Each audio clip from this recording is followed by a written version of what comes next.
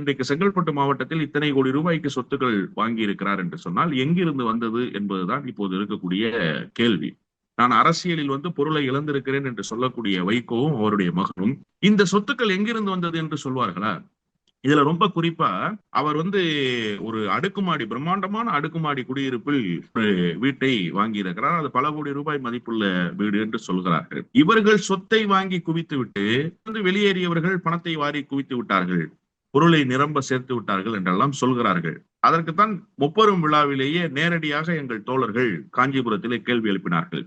நீங்கள் கட்சியை விட்டு வெளியேறியவர்கள் இவ்வளவு சொத்து சேர்த்திருக்கிறார்கள் என்று ஒரு அவதூறு பரப்புரையை செய்கிறீர்கள், அவதூறு பிரச்சாரத்தை செய்கிறீர்கள்.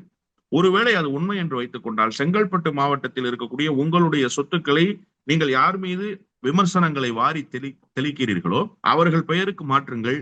அவர்கள் பெயரில் சொத்து இருப்பதாக நீங்கள் சொல்கிறீர்கள் அல்லவா, உங்களுடைய பெயருக்கு அந்த சொத்துக்களை மாற்றி தருகிறோம் என்று எங்கள் தோழர்கள் மேடையிலேயே ஒரு அறைகூவலை விடுத்தார்கள். இதுவரை மறுமலர்ச்சி திமுகவின் சார்பில் எவருமே பதில் சொல்லவில்லை.